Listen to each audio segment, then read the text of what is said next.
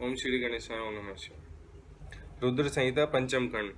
तारक पुत्र तारकाक्ष, विद्युन्माली और कमलाक्ष की तपस्या। ब्रह्मा द्वारा उन्हें वर प्रदान, मय द्वारा उनके लिए 3 पुरों का निर्माण और उनकी सजावट शोभा का वर्णन। नारद जी ने कहा, पिताजी, जो गणेश और स्वामी कार्तिक की उत्तम कथाओं से ओतप्रोत तथा आनंद प्रदान करने वाला है, भगवान शंकर के ग्रह संबंधी उस उत्तम चरित्र को हमने सुन लिया। अब आप कृपा करके उस परमोत्तम चरित्र का वर्णन कीजिए जिसमें रुद्रदेव ने खेल ही खेल में दुष्टों का वध किया था। महान वीरशाली भगवान शंकर ने देवद्रोहियों के 3 नगरों को एक ही साथ एक ही बाण से किस कारण एवं कैसे भस्म कर डाला था। भगवान जिनके भाल में बाल चंद्रमा सुशोभित है तथा जो सदा माया के साथ विहार करने वाले हैं, उन भगवान शंकर का चरित्र तो देवर्षियों को आनंद प्रदान करने वाला है। आप वह सारा चरित्र विस्तार पूर्वक वर्णन कीजिए। ब्रह्मा जी बोले, ऋषि श्रेष्ठ, पहले किसी समय व्यास ने संत कुमार से ऐसा ही प्रश्न किया था। उस समय संत कुमार ने जो कुछ उत्तर दिया था वही मैं वर्णन करता हूँ। उस समय संत कुमार ने कहा था, बुद्धिमान व्यास जी, विश्व का संहार करने वाले चंद्रमौली शिव ने जिस प्रकार एक ही बाण से त्रिपुर को भस्म कर दिया था, वह चरित्र कहता हूँ, सुनो। मुनीश्वर, जब शिव कुमार सकंद ने तारकासुर को मार डाला, तब उसके 3 पुत्रों का महान संताप हुआ। उनमें तारकाक्ष सबसे ज्येष्ठ था, विद्युन्माली मझला था और छोटे का नाम कमलाक्ष था। उन तीनों में समान बल था। वे जितेंद्रिय, सदा कार्य के लिए उद्यत, संयमी, सत्यवादी, दृढ़चित, महान वीर और देवों से द्रोह करने वाले थे। उन तीनों ने सभी उत्तमोत्तम एवं मनोहर भोगों का परित्याग करके मेरु पर्वत की एक कंदरा में जाकर परम अद्भुत तपस्या आरंभ की।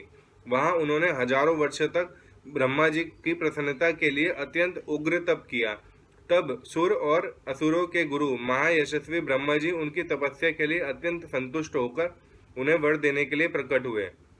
ब्रह्मा जी ने कहा, महादैत्यों, मैं तुम लोगों के तप से प्रसन्न हो गया हूँ, अतः तुम्हारी कामना के अनुसार तुम्हें सभी को वर प्रदान करूंगा।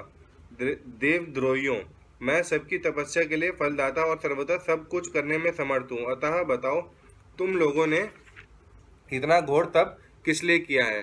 संत कुमार जी कहते हैं, मुने, ब्रह्मा जी की वह बात सुनकर उन सब ने अंजलि बांधकर पितामह के चरणों में प्रणिपात किया और फिर धीरे धीरे अपने मन की बात कहना आरंभ किया। दैत्य बोले, देवेश, यदि आप हम पर प्रसन्न हैं तो हमें वर देना चाहते हैं तो यह वर दीजिए कि समस्त प्राणियों में हम सबके लिए अवधेय हो जाएं। जगन्नाथ, आप हमें स्थिर कर दें और हमारे जरा, रोग आदि सभी शत्रु नष्ट हो जाएं तथा कभी भी मृत्यु हमारे समीप न फटके। हम लोगों का ऐसा विचार है कि हम लोग अजर अमर हो जाएं और त्रिलोकी में अन्य सभी प्राणियों को मौत के घाट उतारते रहें, क्योंकि ब्राह्मण, यदि 5 ही दिनों में काल के गाल में चला जाना निश्चित ही है, तो अतुल लक्ष्मी, उत्तमोत्तम नगर, अनन्य भोग सामग्री, उत्कृष्ट पद और ऐश्वर्य से क्या प्रयोजन है। मेरे विचार से तो उस प्राणी के लिए ये सभी व्यर्थ है।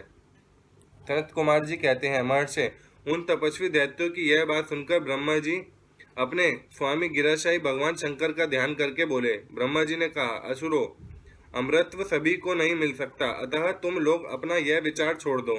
इसके अतिरिक्त अन्य कोई वर जो तुम्हें रचता हो मांग लो, क्योंकि दैत्यों, इस भूतल पर जहाँ कहीं भी जो प्राणी जन्मा है अथवा जन्म लेगा, वह जगत में अजर अमर नहीं हो सकता।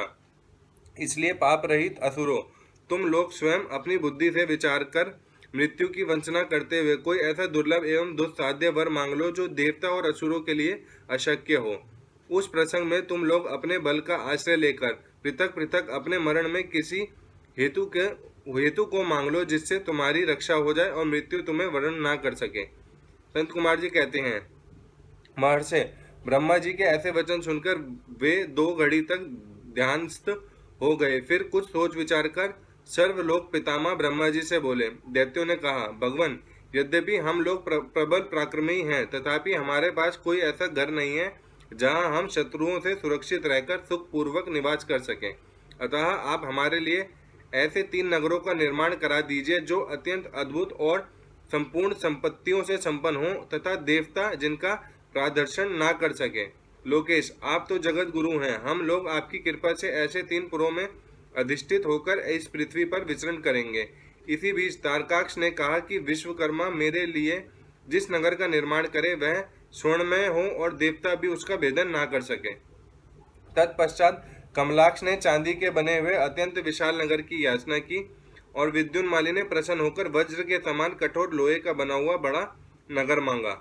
ब्रह्मांड, ये तीनों पुर मध्याह्न के समय अभिजीत मुहूर्त में चंद्रमा के पुष्प नक्षत्र पर स्थित होने पर एक ऐसा स्थान पर मिला करें और आकाश में नीले बादलों पर स्थित होकर ये क्रमशः एक के ऊपर एक रहते हुए लोगों की दृष्टि से ओझल रहे। फिर पुष्करवर्त नामक काल मेघों की वर्षा करते समय 1 सहस्त्र वर्ष के बाद ये तीनों नगर परस्पर मिले और एक ही भाव को प्राप्त हों, अन्यथा नहीं। उस समय कृतिवासा भगवान शंकर, जो वैर भाव से रहित सर्व देवमय और सबके देव हैं, लीलापूर्वक संपूर्ण सामग्रियों से युक्त एक संभव रथ पर बैठकर एक अनोखे बाण से हमारे पुरों का भेदन करें। किंतु भगवान शंकर सदा हम लोगों के वंदनीय, पूज्य और अभिवादन के पात्र हैं, अतः वे हम लोगों को कैसे भस्म करेंगे? मन में ऐसी धारणा करके हम ऐसे दुर्लभ वर को मांग रहे हैं। सनत कुमार जी कहते हैं, व्यास जी, उन दैत्यों का कथन सुनकर सृष्टिकर्ता लोक पितामह ब्रह्मा ने शिव जी का स्मरण करके उनसे कहा कि अच्छा, ऐसा ही होगा। फिर मय को भी आज्ञा देते हुए उन्होंने कहा, हे मय, तुम सोने, चांदी और लोहे के 3 नगर बना दो। यूं मय को आदेश देकर ब्रह्मा जी उन तारक पुत्रों को देखते देखते अपने धाम स्वर्ग को चले गए। तदनंतर धैर्यशाली मय ने अपने तपोबल से नगरों का निर्माण करना आरंभ किया। उसने तारकाक्ष के लिए स्वर्णमय, कमलाक्ष के लिए रजतमय और विद्युन्माली के लिए लोहमय, यूं 3 प्रकार के उत्तम दुर्ग तैयार किए। वे पुर क्रमशः स्वर्ग, अंतरिक्ष और भूतल पर निर्मित हुए थे। असुरों के हित में तत्पर रहने वाले मैं इन तीनों पुरों को तारकाक्ष आदि असुरों के हवाले करके स्वयं भी उसी में प्रवेश कर गया। इस प्रकार उन तीनों पुरों को पाकर महान बल पराक्रम से संपन्न वे तारकासुर के लड़के उनमें प्रविष्ट हुए और समस्त भोगों का उपभोग करने लगे। वे नगर कल्प वृक्षों से व्याप्त तथा हाथी घोड़ों से संपन्न थे। उनमें मणि निर्मित जालियों से आच्छादित बहुतेरे महल बने हुए थे। वे पद्य राग के बने हुए एवं सूर्य मंडल के समान चमकीले विमानों से, जिनमें चारों ओर दरवाजे लगे थे, शोभायमान थे। कैलाश शिखर के समान ऊंचे तथा चंद्रमा के समान उज्ज्वल दिव्य प्रसादों तथा गोपुरों से उनकी अद्भुत शोभा हो रही थी। वे अप्सराओं, गंधर्वों, सिद्धों तथा चारणों से खचाखच भरे थे। प्रत्येक महल में शिवालय तथा अग्निहोत्रशाला की प्रतिष्ठा हुई थी। उनमें शिव भक्ति परायण शास्त्रज्ञ ब्राह्मण सदा निवास करते थे। वे बावली, कूप, तालाब और बड़ी बड़ी तलायों से तथा समूह के समूह स्वर्ग से च्युत हुए वृक्षों से युक्त उद्यानों और वनों में सुशोभित थे। बड़ी बड़ी नदों और छोटी छोटी सरिताओं से, जिनमें कमल खिले हुए थे, उनकी शोभा और बढ़ गई थी। उनमें संपूर्ण कामनाओं को पूर्ण करने वाले अनेक फलों के भार से लदे हुए वृक्ष लगे थे, जिनसे वे नगर विशेष मनोहर लगते थे। वे झुंड के झुंड मदमत गजराजों से, सुंदर सुंदर घोड़ों से, नाना प्रकार के आकार प्रकार वाले रथों एवं शंबिकाओं से अलंकृत थे। उनमें समय अनुसार पृथक पृथक क्रीड़ा स्थल बने थे और वेदाध्ययन की पाठशालाएं भी भिन्न भिन्न निर्मित हुई थी। वे पापी पुरुषों के लिए मन वाणी से भी अगोचर थे। उन्हें सदाचारी पुण्यशील महात्मा ही देख सकते थे। पति सेवा प्रायण तथा कुधर्म से विमुख रहने वाली पतिव्रता नारियों ने उन नगरों की उत्तम स्थलों की सर्वत्र पवित्र रखा था। उनमें महाभाग शूरवीर दैत्य और श्रुति स्मृति के अर्थ के तत्वज्ञ एवं सब धर्म परायण ब्राह्मण अपनी स्त्रियों तथा पुत्रों के साथ निवास करते थे। उनमें मैं द्वारा सुरक्षित ऐसे सुदृढ़ पराक्रमी वीर भरे हुए थे, जिनके केश नील कमल के समान नीले और घुंघराले थे। वे सभी सुशिक्षित थे, जिससे उनमें सदा युद्ध की लालसा भरी रहती थी। वे बड़े बड़े समरों से प्रेम करने वाले थे। ब्रह्मा और शिव का पूजन करने से उनके पराक्रम विशुद्ध थे। वे सूर्य, मरुदगण और महेंद्र के समान बली थे और देवताओं के मंथन करने वाले थे। वेदों, शास्त्रों और पुराणों में जिन जिन धर्मों का वर्णन किया गया है, वे सभी धर्म और शिव के प्रेमी देवता वहां चारों ओर व्याप्त थे। उन नगरों में प्रवेश करके वे दैत्य सदा शिव भक्ति निरत होकर सारी त्रिलोकी को बाधित करके विशाल राज्य का उपभोग करने लगे। मुने, इस प्रकार वहां निवास करने वाले उन पुण्यात्माओं के सुख एवं प्रीति पूर्वक उत्तम राज्य का पालन करते हुए बहुत लंबा काल व्यतीत हो गया। अध्याय समाप्त। अगला अध्याय। तारक पुत्रों के प्रभाव से संतप्त हुए देवों की ब्रह्मा के पास करुण पुकार। ब्रह्मा का उन्हें शिव के पास भेजना। शिव की आज्ञा से देवों का विष्णु की शरण में जाना और विष्णु का उन दैत्यों को मोहित करके उन्हें आचार भ्रष्ट करना। संत कुमार जी कहते हैं, महर्षि, तदनंतर तारक पुत्रों के प्रभाव से दग्ध हुए इंद्र आदि सभी देवता दुखी हो परस्पर सलाह करके ब्रह्मा जी की शरण में गए। वहां संपूर्ण देवताओं ने दीन होकर प्रेम पूर्वक पितामह को प्रणाम किया और अवसर देखकर उनसे अपना दुखड़ा सुनाते हुए कहा। देवता बोले, दाता, त्रिपुरों के स्वामी तारक पुत्रों ने तथा मयासुर ने समस्त स्वर्गवासियों को संतप्त कर दिया है। ब्रह्मांड, इसलिए हम लोग दुखी होकर आपकी शरण में आए हैं। आप हम उनके वध का कोई उपाय कीजिए जिससे हम लोग सुख से रह सकें। ब्रह्मा जी ने कहा, देवगणों, तुम्हें उन दानवों से विशेष भय नहीं करना चाहिए। मैं उनके वध का उपाय बतलाता हूँ। भगवान शिव तुम्हारा कल्याण करेंगे। मैंने ही इन दैत्यों को बढ़ाया है, अतः मेरे हाथों ही इनका वध होना उचित नहीं। साथ ही त्रिपुर में इनका पुण्य भी वृद्धिंगत होता रहेगा। अतः इंद्र सहित सभी देवता शिव जी से प्रार्थना करें। वे सर्वाधीश यदि प्रसन्न हो जाएंगे तो वे ही तुम लोगों का कार्य पूर्ण करेंगे। संत कुमार जी कहते हैं, व्यास जी ब्रह्मा जी की यह वाणी सुनकर इंद्र सहित सभी देवता दुखी हो उस स्थान पर गए जहाँ वृषभध्वज शिव आसीन थे। तब उन सबने अंजलि बांधकर देवेश्वर शिव को भक्ति पूर्वक प्रणाम किया और कंधा झुकाकर लोकों के कल्याण करता शंकर का स्तवन किया। मुने, इस प्रकार नाना प्रकार के दिव्य स्त्रोतों द्वारा त्रिशूलधारी परमेश्वर की स्तुति करके स्वार्थ साधन में निपुण इंद्र आदि देवताओं ने दीन भाव से कंधा झुकाए हुए हाथ जोड़कर प्रस्तुत स्वार्थ को निवेदन करना आरंभ किया। देवताओं ने कहा, महादेव, तारक के पुत्र तीनों भाइयों ने मिलकर इंद्र सहित समस्त देवताओं को परास्त कर दिया है। भगवान, उन्होंने त्रिलोकी को तथा मुनीश्वरों को अपने अधीन कर लिया है और संपूर्ण सिद्ध स्थानों को नष्ट भ्रष्ट करके सारे जगत को उत्पीड़ित कर रखा है। वे दारुण दैत्य समस्त यज्ञ भागों को स्वयं ग्रहण करते हैं। उन्होंने ऋषि धर्म का निवारण करके अधर्म का विस्तार कर रखा है। शंकर, निश्चय ही वे तारक पुत्र समस्त प्राणियों के लिए अवध्य हैं, इसलिए वे स्वेच्छा अनुसार सभी कार्य करते रहते हैं। प्रभु, ये त्रिपुर निवासी दारुण दैत्य जब तक जगत का विनाश ना कर डालें, उसके पहले ही आप कोई ऐसी नीति का विधान करें जिससे इसकी रक्षा हो सके। सनत कुमार जी कहते हैं, मुने, यूं भाषण करते हुए उन स्वर्गवासी इंद्र आदि देवों की बात सुनकर शिवजी उत्तर देते हुए बोले। शिवजी ने कहा, देवगण, इस समय वे त्रिपुराधीश महान पुण्य कार्यों में लगे हुए हैं और ऐसा नियम है कि जो पुण्यात्मा हो उस पर विद्वानों को किसी प्रकार भी प्रहार नहीं करना चाहिए। मैं देवताओं के सारे महान कष्टों को जानता हूँ, फिर भी वे दैत्य बड़े प्रबल हैं, अतः देवता और असुर मिलकर भी उनका वध नहीं कर सकते। वे तारक पुत्र सबके सब पुण्य संपन्न है, इसलिए उन सभी त्रिपुरावासियों का वध दुस्साध्य है। यद्यपि मैं रणकर्ष हूँ, तथापि जानबूझकर मैं मित्रद्रोह कैसे कर सकता हूँ? क्योंकि पहले किसी समय ब्रह्मा जी ने कहा था कि मित्रद्रोह से बढ़कर दूसरा कोई बड़ा पाप नहीं है। सत्पुरुषों ने ब्रह्मा हत्यारे, शराबी, चोर तथा व्रत भंग करने के लिए प्रायश्चित का विधान किया है, परंतु कृतघ्न के उद्धार का कोई उपाय नहीं है। देवताओं, तुम लोग भी तो धर्मज्ञ हो, अतः धर्म दृष्टि से विचार कर तुम ही बताओ कि जब वे दैत्य मेरे भक्त हैं तब मैं उन्हें कैसे मार सकता हूँ। इसलिए अमरो, जब तक वे दैत्य मेरी भक्ति में तत्पर हैं तब तक उनका वध असंभव है। तथापि तुम लोग विष्णु के पास जाकर उनसे यह कारण निवेदन करो। तदनंतर देवगण भगवान विष्णु के समीप गए और उनके द्वारा ऐसी व्यवस्था की गई कि जिससे वे असुर शैव सनातन धर्म से विमुख होकर सर्वथा अनाचार परायण हो गए। वैदिक धर्म का नाश होने से वहां स्त्रियों ने पातिव्रत धर्म छोड़ दिया, पुरुष इंद्रियों के वश हो गए, यूं स्त्री पुरुष सभी दुराचारी हो गए। देवराधान, श्राद्ध, यज्ञ, व्रत, तीर्थ, शिव, विष्णु, सूर्य, गणेश आदि का पूजन, स्नान, दान आदि सभी शुभ आचरण नष्ट हो गए। तब माया तथा अलक्ष्मी उन पुरों में जा पहुंची।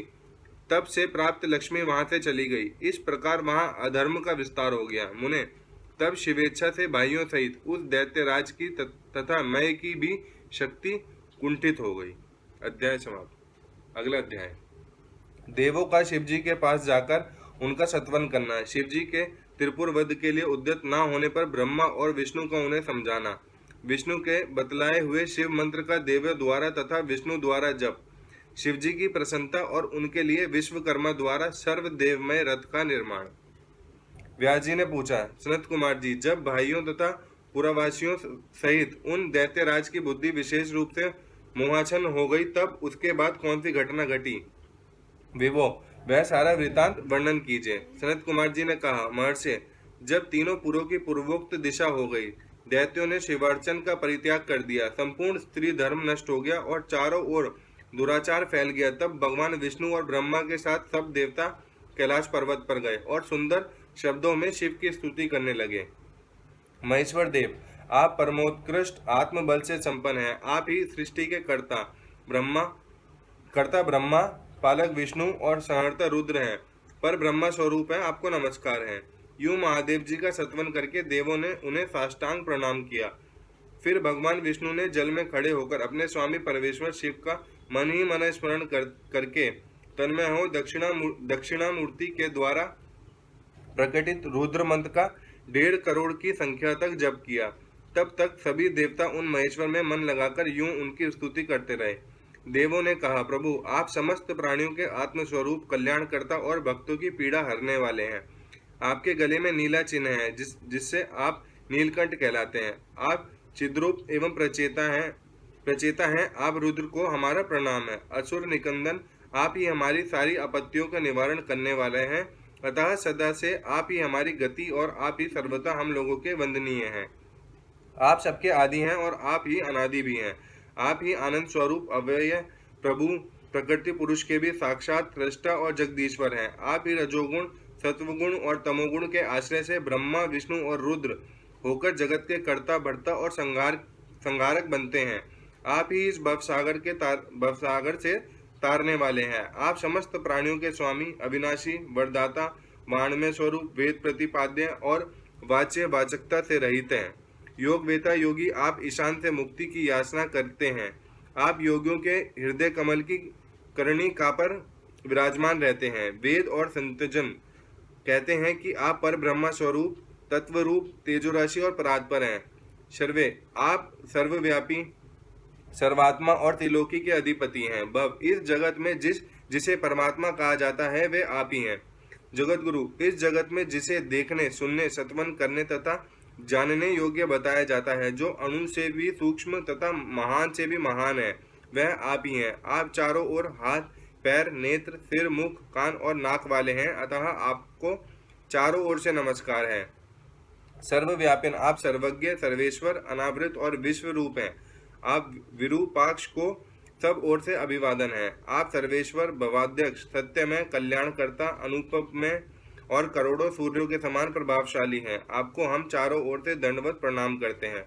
विश्वराध्य, आदि, अंत शून्य, 26वें तत्व, नियाम कर रही तथा समस्त प्राणियों को अपने अपने कार्यों में प्रवृत्त करने वाले, आपको हमारी ओर से प्रणाम है। आप प्रकृति के भी प्रवर्तक, सबके प्रपितामह और समस्त शरीरों में व्याप्त हैं। आप परमेश्वर को हमारा नमस्कार है। श्रुतियों तथा श्रुति तत्व के ज्ञाता, विज्ञजन, आपको वरदायक, समस्त भूतों में निवास करने वाले स्वयंभू और श्रुति तत्वज्ञ बतलाते हैं। नाथ, आपने जो जगत में अनेकों ऐसे कार्य किए हैं जो हमारी समझ से परे हैं, इसलिए देवता, असुर, ब्राह्मण और अनान्य स्थावर जंगम भी आपकी ही स्तुति करते हैं। शंभु, त्रिपुरवासी दैत्यों ने हमें प्रायः नष्ट सा कर डाला है, अतः आप शीघ्र ही उन असुरों का विनाश करके हमारी रक्षा कीजिए, क्योंकि देव वल्लभ, हम देवों के एकमात्र आप ही गति हैं। परमेश्वर, इस समय वे आपकी माया से मोहित हो गए हैं, अतः प्रभु, वे भगवान विष्णु द्वारा बताई हुई युक्ति के चक्र में फंसकर सारा धर्म कर्म छोड़ बैठे हैं। भक्तवत्सल, हमारे सौभाग्यवश इस समय उन दैत्यों ने संपूर्ण धर्मों का परित्याग कर दिया है और नास्तिक शास्त्र का आश्रय ले रखा है। शरणदाता, आप सदा से देवताओं का कार्य करते आए हैं, इसलिए आज भी हम लोग आपकी शरणापन हुए हैं। अब आपकी जैसी इच्छा हो वैसा कीजिए। सनत कुमार जी कहते हैं, मुनिवर, इस प्रकार महेश्वर का सत्वन करके देवगण दीन भाव से अंजलि बांधकर सामने खड़े हो गए। उस समय उनके मस्तक झुके हुए थे। इस प्रकार जब सुरेंद्र आदि देवों ने महेश्वर की स्तुति की और विष्णु ने ईशान संबंधी मंत्र का जप किया, तब सर्वेश्वर भगवान शिव प्रसन्न हो गए और वृक्ष पर सवार हो वहीं प्रकट हो गए। उस समय पार्वतीपति शिव का मन प्रसन्न था। उन्होंने नंदीश्वर की पीठ से उतरकर विष्णु का आलिंगन किया और फिर वे नंदी पर हाथ टेककर खड़े हो गए और संपूर्ण देवताओं की ओर कृपा भरी दृष्टि से देखकर गंभीर वाणी में श्री हरि से बोले। शिवजी ने कहा, देवश्रेष्ठ, उन अधर्मनिष्ठ दैत्यों के तीनों पुरों को मैं नष्ट कर डालूंगा, इसमें संशय नहीं है। परंतु वे महादैत्य मेरे भक्त थे और उनका मन सुदृढ़ रूप से मुझ में लगा रहता था। अतः यद्यपि इस समय उन्होंने व्याजवश उत्तम धर्म का परित्याग कर दिया है, तथापि क्या वे मेरे ही द्वारा मारने योग्य हैं? इसलिए जिन्होंने त्रिपुरवासी सारे दैत्यों का धर्म भ्रष्ट करके मेरी भक्ति से विमुख कर दिया है, वे विष्णु अथवा अन्य कोई ही उन्हें क्यों नहीं मारते? मुनीश्वर, शंभु के यह वचन सुनकर उन समस्त देवताओं का तथा श्री हरि का भी मन उदास हो गया। जब सृष्टिकर्ता ब्रह्मा ने देखा कि देवताओं और विष्णु के मुख पर उदासी छा गई है, तब उन्होंने हाथ जोड़कर शंभु से कहना आरंभ किया। ब्रह्मा जी बोले, परमेश्वर, आप योग वेताओं में श्रेष्ठ पर ब्रह्मा तथा सदा से देवों और ऋषियों की रक्षा में तत्पर हैं, अतः पाप आपका स्पर्श नहीं कर सकता। साथ ही आपके आदेश से ही तो उन्हें मुंह में डाला गया है। इसके प्रेरक तो आप ही हैं। इस समय अवश्य ही उन्होंने आपके धर्म का परित्याग कर दिया है। वे आपकी भक्ति से विमुख हो गए हैं, तथापि आपके सिवा दूसरा कोई उनका वध नहीं कर सकता। देवों और ऋषियों के प्राण रक्षक महादेव, साधुओं की रक्षा के लिए आपके द्वारा उन मलेच्छों का वध उचित है। आप तो राजा हैं, अतः राजा को धर्मानुसार पापियों का वध करने से पाप नहीं लगता। इसलिए इस कांटे को उखाड़कर साधु ब्राह्मणों की रक्षा कीजिए। राजा यदि अपने राज्य तथा सर्वलोकाधिपत्य को स्थिर रखना चाहता है, तो उसे अपने राज्य में एवं अन्यत्र भी ऐसा ही व्यवहार करना चाहिए। इसलिए आप देवगणों की रक्षा के लिए उद्यत हो जाइए, विलंब मत कीजिए। देवेश, बड़े बड़े मुनीश्वर, यज्ञ, संपूर्ण वेद शास्त्र, मैं और विष्णु भी निश्चय ही आपकी प्रजा हैं। प्रभु, आप देवताओं के सार्वभौम सम्राट हैं। ये श्री हरि आदि देवगण तथा सारा जगत आपका ही कुटुंब है। अजन्मा देव श्री हरि आपके युवराज हैं और मैं ब्रह्मा आपका पुरोहित हूँ तथा आपकी आज्ञा का पालन करने वाले शक्र राज कार्य संभालने वाले मंत्री हैं। सर्वेश, अन्य देवता भी आपके शासन के नियंत्रण में रहकर सदा अपने अपने कार्यों में तत्पर रहते हैं। यह बिल्कुल सत्य है। सनत कुमार जी कहते हैं, व्यास जी, ब्रह्मा जी की यह बात सुनकर सुरपालक परमेश्वर शिव का मन प्रसन्न हो गया। तब उन्होंने ब्रह्मा जी से कहा। शिव जी बोले, ब्रह्मान, यदि आप मुझे देवताओं का सम्राट बतला रहे हैं, तो मेरे पास उस पद के योग्य कोई ऐसी सामग्री तो है नहीं जिससे मैं उस पद को ग्रहण कर सकूं, क्योंकि ना तो मेरे पास कोई महान दिव्य रथ है, ना उसके उपयुक्त सारथी है, ना संग्राम में विजय दिलाने वाले वैसे धनुष बाण ही हैं कि जिन्हें लेकर मैं मनोयोग पूर्वक संग्राम में उन प्रबल दैत्यों का वध कर सकूं। यूं कहकर वे चुप हो गए। परंतु शिवजी को शीघ्र प्रस्तुत होते ना देखकर समस्त देवता, कश्यप आदि ऋषि अत्यंत व्याकुल तथा दुखी हो गए। तब भगवान श्री हरि ने उनसे कहा। भगवान विष्णु बोले, देवों तथा मुनियों, तुम लोग क्यों दुखी हो रहे हो? तुम्हें अपने सारे दुख का परित्याग कर देना चाहिए। अब तुम सब लोग आदर पूर्वक मेरी बात सुनो। देवगण, तुम ही लोग विचार करो कि महान पुरुषों की आराधना सुख के साध्य नहीं होती। मैंने ऐसा सुना है कि महदारा धन में पहले महान कष्ट झेलना पड़ता है। पीछे भक्त की दृढ़ता देखकर इष्ट देव अवश्य प्रसन्न होते हैं, परंतु शिव तो समस्त गणों के अध्यक्ष तथा परमेश्वर हैं। ये तो आशुतोष ही ठहरे। अतः पहले ओम का उच्चारण करके फिर नमः का प्रयोग करें, फिर शिवाय कहकर 2 बार शुभम का उच्चारण करें, उसके बाद 2 बार कुरु का प्रयोग करें, फिर शिवाय नमः ओम जोड़ दें। ऐसा करने से ओम नमः शिवाय शुभम शुभम कुरु कुरु शिवाय नमः ओम यह मंत्र बनता है। बुद्धि विशारदो, यदि तुम लोग शिव की प्रसन्नता के लिए इस मंत्र का पुनः 1 करोड़ जप करोगे तो शिवजी अवश्य तुम्हारा कार्य पूर्ण करेंगे।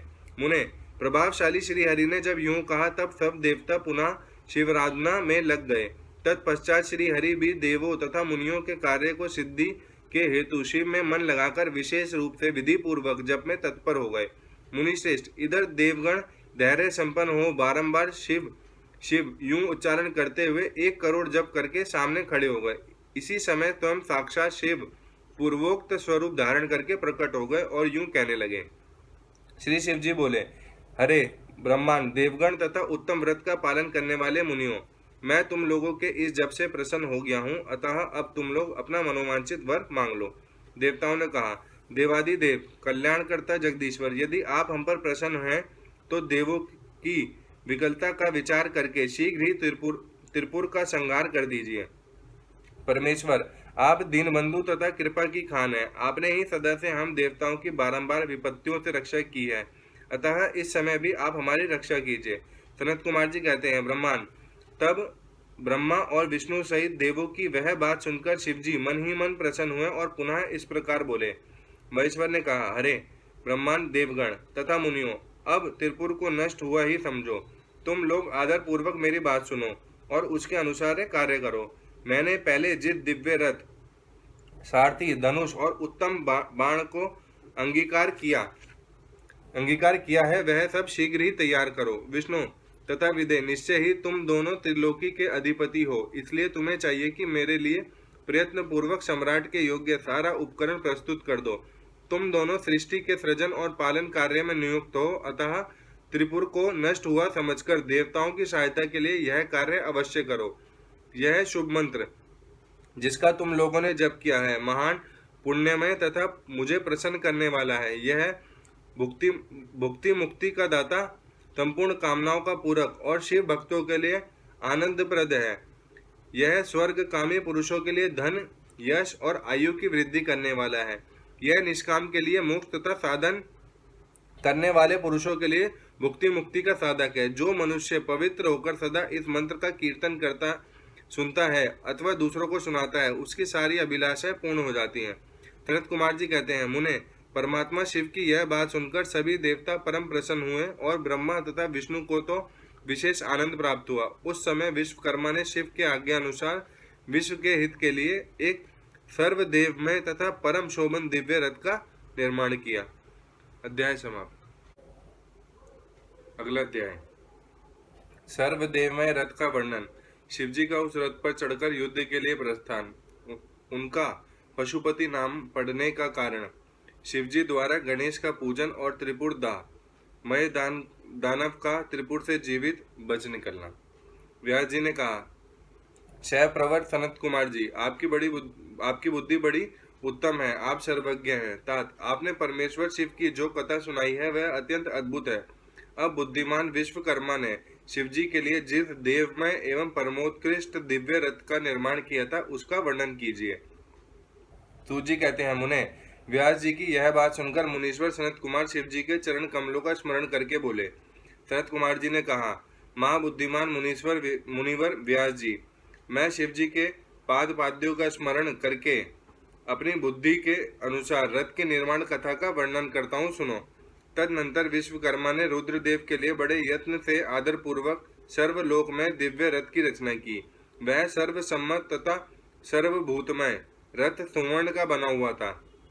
उसके दाहिने चक्र में सूर्य और वाम चक्र में चंद्रमा विराजमान थे। दाहिने चक्र में 12 अरे लगे हुए थे जिनमें 12 सूर्य प्रतिष्ठित थे और बायां पहिया 16 अरों से युक्त था जिनमें चंद्रमा की 16 कलाएं विराजमान थी। उत्तम व्रत का पालन करने वाले विपेंद्र, अश्विनी आदि सभी 27 नक्षत्र भी उस वाम चक्र की ही शोभा बढ़ा रहे थे। विप्रश्रेष्ठ 6 ऋतुओं उन दोनों पहियों के नेमी बनी। अंतरिक्ष रथ का अग्रभाग हुआ और मंदराचल ने रथ की बैठक का स्थान ग्रहण किया। उदयचल और अस्ताचल ये दोनों उस रथ के कुबर हुए। महामेरु अधिष्ठान हुआ और शाखा पर्वत उसके आश्रय स्थान हुए। संवत्सर उस रथ का वेग, उत्तरायण और दक्षिणायन दोनों लोधारक, मुहूर्त बंधुर, कलाएं उसकी कीले हुई, कष्ठाएं उसका घोड़ा, क्षण अक्षदण, निमेश अनुकर्ष और लव ईर्षादंड हुए। द्युलोक इस रथ का वरुत तथा स्वर्ग और मोक्ष ध्वजाएं हुई। अभ्रमु ऐरावत की पत्नी और कामधेनु जुए के अंतिम छोर पर स्थित हुए। अव्यक्त प्रकृति उसका ईर्षादंड, बुद्धि नडवल, अहंकार कोना और पंच महाभूत उसका बल थे। मुनिश्रेष्ठ, इंद्रियां उसे चारों ओर से विभूषित कर रही थी और श्रद्धा उस रथ की चाल थी। उस समय वेदों के छहों अंग ही उसके आभूषण और पुराण, न्याय, मीमांसा तथा धर्मशास्त्र उपभूषण हुए। संपूर्ण शुभ लक्षणों से युक्त बल संपन्न श्रेष्ठ मंत्र घटक के स्थानापन्न हुए हुए और वर्ण तथा आश्रम उसके पाद बने। सहस्त्र फणों से सुशोभित शेषनाग बंधन रज्जु हुए और दिशाएं तथा उपदिशाएं उसके पाद बनी। पुष्कर आदि तीर्थों ने रत्न जटित स्वर्णमय पताकाओं का स्थान ग्रहण किया और चारों समुद्र उस रथ के आच्छादन वस्त्र बने। गंगा आदि सभी श्रेष्ठ सरिताओं ने सुंदरी स्त्रियों का रूप धारण किया और समस्त आभूषणों से विभूषित हो हाथ में चवड़ ले यत्र तत्र स्थित वे रथ की शोभा बढ़ाने लगी। आवह आदि सातों वायु ने स्वर्ण में उत्तम सोपान का काम संभाला। लोकालोक पर्वत उसके चारों ओर का उपसोपान और मानस आदि सरोवर उसके सुंदर बाहरी विषम स्थान हुए। सारे वर्षाचल उसके चारों ओर के पास बने और नीचे के लोकों के निवासी उस रथ का तलभाग हुए। देवादि देव भगवान ब्रह्मा लगाम पकड़ने वाले सारथी हुए और ब्रह्मा देवत ओमकार उन ब्रह्मादेव का चाबुक हुआ। आकार ने विशाल छत्र का रूप धारण किया। मंदराचल पार्श्व भाग का दंड हुआ। शैलराज हिमालय धनुष और स्वयं नागराज शेष उसकी प्रत्यंचा बने। श्रुति रूपिणी सरस्वती देवी उस धनुष की घटा हुई और महातेजस्वी विष्णु बाण तथा अग्नि उस बाण के नोक बने। मुने चारों वेद उस रथ में जुतने वाले चारों घोड़े कहे गए। इसके बाद शेष बची हुई ज्योतियां उन अश्वों की आभूषण हुई। विष से उत्पन्न हुई वस्तुओं ने सेना का रूप धारण किया। वायु बाजा बजाने वाले और व्यास आदि मुख्य मुख्य ऋषि वाहक हुए। मुनीश्वर, अधिक कहने से क्या लाभ, मैं संक्षेप में ही बतलाता हूँ कि ब्रह्मांड में जो कुछ वस्तु थी वह सब उस रथ में विद्यमान थी। इस प्रकार बुद्धिमान विश्वकर्मा ने ब्रह्मा और विष्णु की आज्ञा से उस शुभ रथ का तथा रथ सामग्री का निर्माण किया था। सनत कुमार जी कहते हैं, महर्षि, इस प्रकार के महान दिव्य रथ में जो अनेक विध आश्चर्यों से युक्त था, वेद रूपी अश्वों को जोतकर ब्रह्मा ने उसे शिव को समर्पित कर दिया। शंभु को निवेदित करने के पश्चात जो विष्णु आदि देवों के सम्माननीय एवं त्रिशूल धारण करने वाले हैं, उन देवेश्वर की प्रार्थना करके ब्रह्मा जी उन्हें उस रथ पर चढ़ाने लगे। तब महान ऐश्वर्यशाली सर्वदेवमय शंभु रथ सामग्री से युक्त उस दिव्य रथ पर आरूढ़ हुए। उस समय ऋषि, देवता, गंधर्व, नाग, लोकपाल और ब्रह्मा विष्णु भी उनकी स्तुति कर रहे थे। ज्ञान विद्या विशारद अप्सराओं के गण उन्हें घेरे हुए थे। सारथी के स्थान पर ब्रह्मा को देखकर उन वरदायक शंभु की विशेष शोभा हुई। लोक की सारी वस्तुओं से कल्पित उस रथ पर शिवजी चढ़ ही रहे थे कि वे संबुद्ध वे घोड़े सिर के बल भूमि पर गिर पड़े। पृथ्वी में भूकंप आ गया, सारे पर्वत डगमगाने लगे। सहसा शेषनाग शिवजी का भार न सह सकने के कारण आतुर हो कांप उठे। तब उसी क्षण भगवान धरणीधर ने उठकर नंदीश्वर का रूप धारण किया और रथ के नीचे जाकर उसे ऊपर को उठाया। परंतु नंदीश्वर भी रथारूढ़ महेश के उस उत्तम तेज को सहन न कर सके, अतः उन्होंने तत्काल ही पृथ्वी पर घुटने टेक दिए। तत्पश्चात भगवान ब्रह्मा ने शिव जी की आज्ञा से हाथ में चाबुक ले घोड़ों को उठाकर उस श्रेष्ठ रथ को खड़ा किया। तदनंतर महेश द्वारा अधिष्ठित उस उत्तम रथ में बैठे हुए ब्रह्मा जी ने रथ में जुटे हुए मन और वायु के समान वेगशाली वेदमय अश्वों को उन तपस्वी दानवों के आकाश स्थित तीनों पुरों को लक्ष्य करके आगे बढ़ाया। तत्पश्चात लोकों के कल्याणकर्ता भगवान रुद्र देवों की ओर दृष्टिपात करके कहने लगे, सुरश्रेष्ठों, यदि तुम लोग देवों तथा अन्य प्राणियों के विषय में पृथक पृथक पशुत्व की कल्पना करके उन पशुओं का आधिपत्य मुझे प्रदान करोगे, तभी मैं उन असुरों का संहार करूंगा। क्योंकि वे दैत्य श्रेष्ठ तभी मारे जा सकते हैं, अन्यथा उनका वध असंभव है। सनत कुमार जी कहते हैं, मुने, अगाध बुद्धि संपन्न देवादि देव भगवान शंकर की यह बात सुनकर सभी देवता पशुत्व के प्रति सशंकित हो उठे, जिससे उनका मन खिन्न हो गया। तब उनके भाव को समझकर देवदेव अंबिकापति शंभु करुणाद्र हो गए। फिर वे हंसकर उन देवताओं से इस प्रकार बोले। शंभु ने कहा, देव श्रेष्ठों, पशुभाव प्राप्त होने पर भी तुम लोगों का पतन नहीं होगा। मैं उस पशु भाव से विमुक्त होने का उपाय बतलाता हूँ, सुनो और वैसा ही करो। समाहित मन वाले देवताओं, मैं तुम लोगों से सच्ची प्रतिज्ञा करता हूँ कि जो इस दिव्य पाशुपत व्रत का पालन करेगा वह पशुत्व से मुक्त हो जाएगा। सुर श्रेष्ठो, तुम्हारे अतिरिक्त जो अन्य प्राणी भी मेरे पाशुपत व्रत को करेंगे वे भी निसंदेह पशुत्व से छूट जाएंगे। जो नैष्ठिक ब्रह्मचार्य का पालन करते हुए 12 वर्ष तक, 6 वर्ष तक अथवा 3 वर्ष तक मेरी सेवा करेगा अथवा कराएगा वह पशुत्व से विमुक्त हो जाएगा। इसलिए श्रेष्ठ देवताओं, तुम लोग भी जब इस परमोत्कृष्ट दिव्य व्रत का पालन करोगे तो उसी समय पशुत्व से मुक्त हो जाओगे, इसमें कोई कुछ भी संशय नहीं है। सनत कुमार जी कहते हैं, महर्षि, परमात्मा महेश्वर का वचन सुनकर विष्णु और ब्रह्मा आदि देवताओं ने कहा, तथेति, बहुत अच्छा, ऐसा ही होगा। इसलिए बड़े बड़े देवता तथा असुर भगवान शंकर के पशु बने और पशुत्व रूपी पाश से विमुक्त करने वाले रुद्र पशुपति हुए। तभी से महेश्वर का पशुपति यह नाम विश्व में विख्यात हो गया। यह नाम समस्त लोकों में कल्याण प्रदान करने वाला है। उस समय संपूर्ण देवता तथा ऋषि हर्षमग्न होकर जय जयकार करने लगे और देवेश्वर ब्रह्मा, विष्णु तथा अनन्य प्राणी भी परमानंद मग्न हो गए। उस अवसर पर महात्मा शिव का जैसा रूप प्रकट हुआ था उसका वर्णन सैकड़ों वर्षों में भी नहीं हो सकता। तदनंतर जो शिवा तथा संपूर्ण जगत के स्वामी और समस्त प्राणियों के सुख प्रदान करने वाले हैं, वे महेश्वर यूं सुसज्जित होकर त्रिपुर का संहार करने के लिए प्रस्थित हुए। जिस समय देवदेव महादेव त्रिपुर का विनाश करने के लिए चले, उस अवसर पर देवराज आदि सभी प्रधान प्रधान देवता भी उनके साथ प्रस्थित हुए। पर्वत के समान विशालकाय उन सुरेश्वरों का मन प्रसन्न था। वे सूर्य के समान प्रकाशित हो रहे थे। वे सभी हाथों में हल, शाल, मूसल, भूषिंड और नाना प्रकार के पर्वत जैसे विशाल आयुधों को धारण करके हाथी, घोड़े, सिंह, रथ और बैलों पर सवार हो चल रहे थे।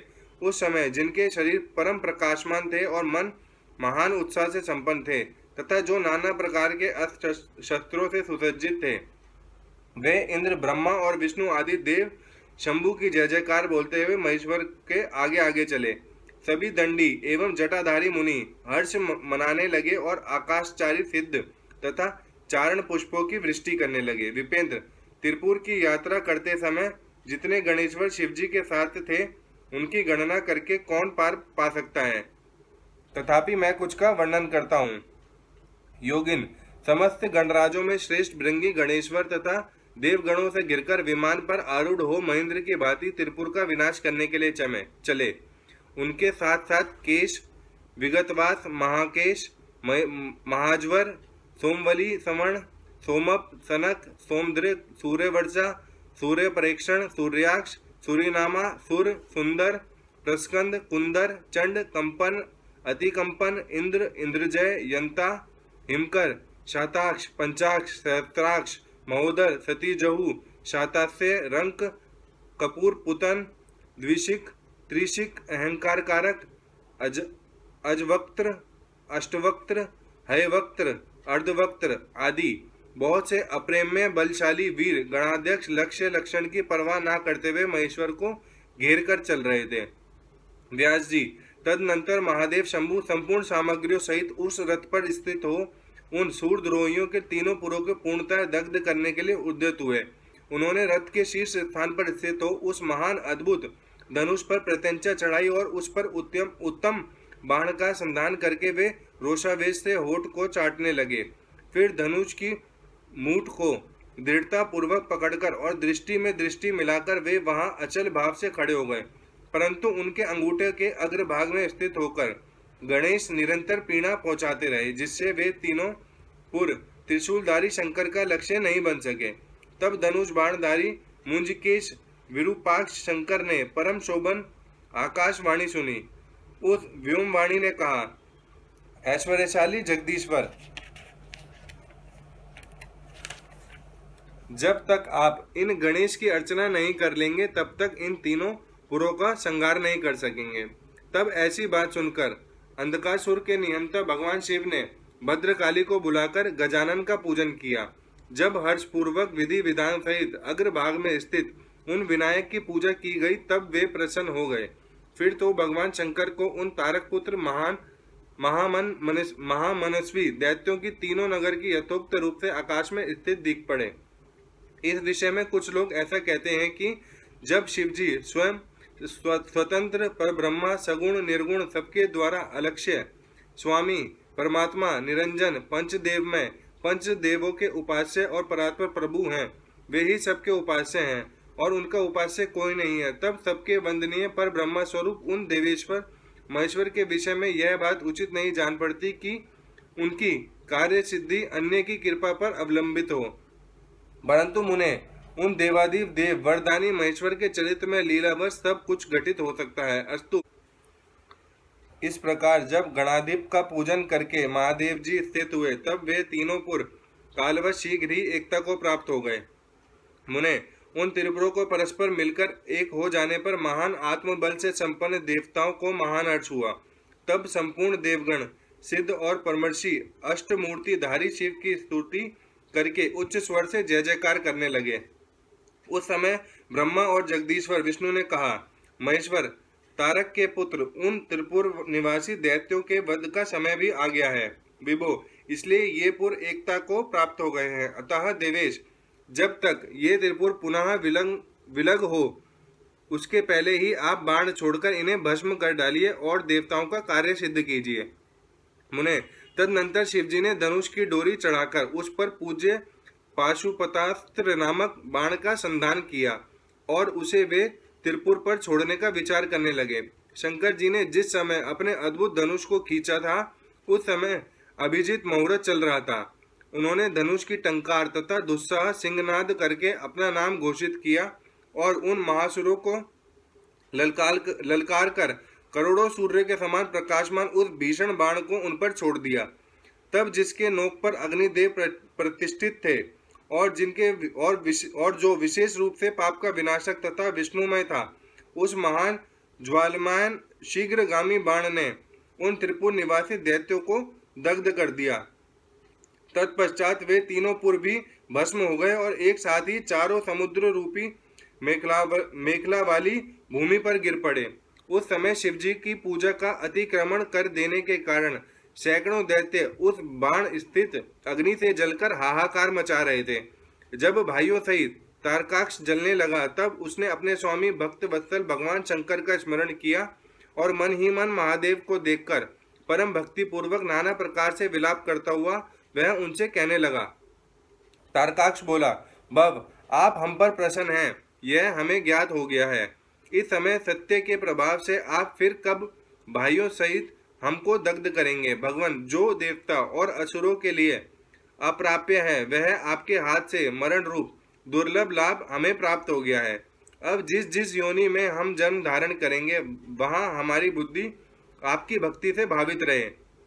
मुने यूं वे दैत्य विलाप कर ही रहे थे कि शिवजी की आज्ञा से उस अग्नि ने अद्भुत रीति से जलाकर राख की ढेरी बना दिया। व्यास जी और भी जो बालक और वृद्ध दानव थे, वे शिवाज्ञा अनुसार उस अग्नि द्वारा शीघ्र ही जलकर भस्म हो गए। यहाँ तक कि उन त्रिपुरों में जितनी स्त्रियां और पुरुष थे, वे सबके सब उस अग्नि से उसी प्रकार दग्ध हो गए जैसे कल्पांत में जगत भस्म हो जाता है। उस समय उस भीषण अग्नि से कोई भी स्थावर जंगम बिना जले नहीं बचा, किंतु असुरों का विश्वकर्मा अविनाशी मय बच गया, क्योंकि वह देवों का अविरोधी शंभु के तेज से सुरक्षित और सदुक्त था। विपत्ति के अवसर पर भी वह महेश्वर का शरणागत बना रहता था। जिन दैत्यों तथा अन्य प्राणियों का भाव अभाव अथवा कृत अकृत के प्राप्त होने पर नाशकारक पतन नहीं होता, वे विनाश से बचे रहते हैं। इसलिए सत्पुरुषों को अत्यंत संभावित उत्तम कर्म के लिए ही प्रयत्न करना चाहिए, क्योंकि निंदित कर्म करने से प्राणी का विनाश हो जाता है। अतः ग्रहित कर्म का आचरण भूलकर भी ना करें। उस समय भी जो दैत्य बंधु बांधवों सहित शिवजी की पूजा में तत्पर थे, वे सबके सब शिव पूजा के प्रभाव से दूसरे जन्म में गणों के अधिपति हो गए। अध्याय समाप्त। अगला अध्याय, देवों के सत्वन से शिवजी का कोप शांत होना और शिवजी का उन्हें वर देना। मय दानव का शिवजी के समीप आना और उनसे वर याचना करना। शिवजी से वर पाकर मय का वितल लोक में जाना। व्यास जी ने पूछा, महाबुद्धिमान सनत कुमार जी, आप तो ब्रह्मा के पुत्र और शिव भक्तों में सर्वश्रेष्ठ हैं, अतः आप धन्य हैं। अब यह बतलाइए कि त्रिपुर के दग्ध हो जाने पर संपूर्ण देवताओं ने क्या किया, मैं कहाँ गया और त्रिपुरादक्षियों की क्या गति हुई। यदि यह वृतांत शंभु की कथा से संबंध रखने वाला है तो वह सब विस्तार पूर्वक मुझसे वर्णन कीजिए। सूत जी कहते हैं, मुने, व्यास जी का प्रश्न सुनकर सृष्टिकर्ता ब्रह्मा के पुत्र भगवान सनत कुमार शिव जी के युगल चरणों का स्मरण करके बोले। सनत कुमार जी ने कहा, महाबुद्धिमान व्यास जी, जब महेश्वर ने दैत्यों से खचाखच भरे हुए संपूर्ण त्रिपुर को भस्म कर दिया, तब सभी देवताओं को महान आश्चर्य हुआ। उस समय शंकर जी के महान भयंकर रौद्र रूप को, जो करोड़ों सूर्यों के समान प्रकाशमान और प्रलयकालीन अग्नि की भांति तेजस्वी तथा जिसके तेज से दसों दिशाएं प्रज्वलित सी दिख रही थी, देखकर साथ ही हिमाचल पुत्री पार्वती देवी की ओर दृष्टिपात करके संपूर्ण देवता भयभीत हो गए। तब मुख्य मुख्य देवता विनम्र होकर सामने खड़े हुए। उस अवसर पर बड़े बड़े ऋषि भी देवताओं की वाहिनी को भयभीत देखकर खड़े ही रह गए, कुछ बोल न सके। वे चारों ओर से शंभु को प्रणाम करने लगे। तत्पश्चात ब्रह्मा भी शिव जी के उस रूप को देखकर भयग्रस्त हो गए। तब उन्होंने डरे हुए विष्णु तथा देवगणों को के साथ प्रसन्न मन से सावधानी पूर्वक उन गिरिजा सहित महेश्वर का, जो देवों के भी देव, भव तथा हर नाम से प्रसिद्ध भक्तों के अधीन रहने वाले और त्रिपुर हंता हैं, स्तवन किया। तदनंतर सभी प्रमुख देवताओं ने भगवान शिव की स्तुति की। यूं स्तुति किए जाने पर लोकों के कल्याणकर्ता शंकर प्रसन्न होकर बोले। शंकर जी ने कहा, ब्रह्मा विष्णु तथा देवगण, मैं तुम लोगों पर विशेष रूप से प्रसन्न हूँ, अतः अब तुम सभी विचार करके अपना मनोवांछित वर मांग लो। सनत कुमार जी कहते हैं, मुनिश्रेष्ठ, शिव द्वारा कहे हुए ऐसे वचन को सुनकर सभी देवताओं का मन प्रसन्नता से खिल उठा। फिर तो वे बोल उठे। देवताओं ने कहा, भगवान देव देवेश, यदि आप हम पर प्रसन्न हैं तो हम देव गणों को अपना दास समझकर वर देना चाहते हैं। तो देव सत्तम, जब जब देवताओं पर दुख की संभावना हो तब तब आप प्रकट होकर सदा उनके दुखों का विनाश करते रहें। सनत कुमार जी कहते हैं, महर्षि, जब ब्रह्मा विष्णु और देवताओं ने भगवान रुद्र से ऐसी प्रार्थना की, तब वे शांत तथा प्रसन्न होकर एक साथ ही सबसे बोले, अच्छा, सदा ऐसा ही होगा। ऐसा कहकर शंकर जी ने जो सदा देवों का दुख हरण करने वाले हैं, प्रसन्नता पूर्वक देवों को जो कुछ अभिष्ट था वह सारा का सारा उन्हें प्रदान कर दिया। इसी समय मय दानव, जो शिव जी की कृपा के बल से जलने से बच गया था, शंभु को प्रसन्न देखकर हर्षित मन से वहां आया। उसने विनीत भाव से हाथ जोड़कर प्रेम पूर्वक हर तथा अनान्य देवों को भी प्रणाम किया। फिर वह शिवजी के चरणों में लौट गया। तत्पश्चात दानव श्रेष्ठ मय ने उठकर शिवजी की ओर देखा। उस समय प्रेम के कारण उसका गला भर आया और वह भक्तिपूर्ण चित्त से उनकी स्तुति करने लगा। द्विश्रेष्ठ मय द्वारा किए गए सत्वन को सुनकर परमेश्वर शिव प्रसन्न हो गए और आदर पूर्वक उससे बोले। शिवजी ने कहा, दानव श्रेष्ठ मय, मैं तुझ पर प्रसन्न हूँ, अतः तू वर मांग ले। इस समय जो कुछ भी तेरे मन की अभिलाषा होगी उसे मैं अवश्य पूर्ण करूंगा। सनत कुमार जी कहते हैं, मुने, शंभु के इस मंगलमय वचन को सुनकर दानव श्रेष्ठ मय ने अंजलि बांधकर विनम्र हो उन प्रभु के चरणों में नमस्कार करके कहा।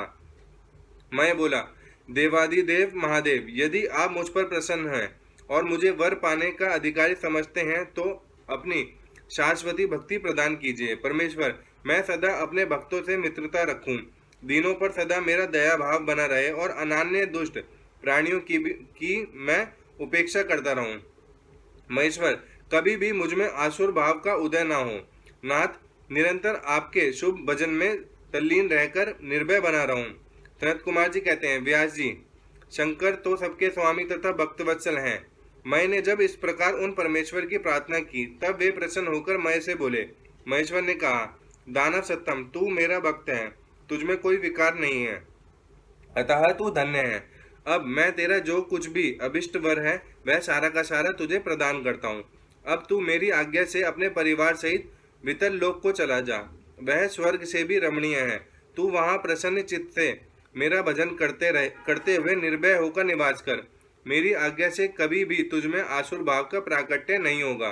सनत कुमार जी कहते हैं, मुने, मैंने महात्मा शंकर की उस आज्ञा को सिर झुकाकर स्वीकार किया और उन्हें तथा अनान्य देवों को भी प्रणाम करके वह वितल लोक को चला गया। तदनंतर महादेव जी देवताओं के उस महान कार्य को पूर्ण करके देवी पार्वती अपने पुत्र और संपूर्ण गणों सहित अंतर्ध्यान हो गए। जब परिवार समेत भगवान शंकर अंतर्हित हो गए तब वह धनुष, बाण, रथ आदि सारा उपकरण भी अदृश्य हो गया। तत्पश्चात ब्रह्मा, विष्णु तथा अनान्य देव, मुनि, गंधर्व, किन्नर, नाग, सर्प, अप्सरा और मनुष्यों को महान हर्ष प्राप्त हुआ। वे सभी शंकर जी के उत्तम यश का बखान करते हुए आनंद पूर्वक अपने अपने स्थान को चले गए। वहां पहुंचकर उन्हें परम सुख की प्राप्ति हुई। महर्षि, इस प्रकार मैंने शशि मौली शंकर जी का विशाल चरित्र, जो त्रिपुर विनाश को सूचित करने वाला तथा परम उत्कृष्ट लीला से युक्त है, सारा का सारा तुम्हें सुना दिया। अध्याय समाप्त। ओम नमः शिवाय।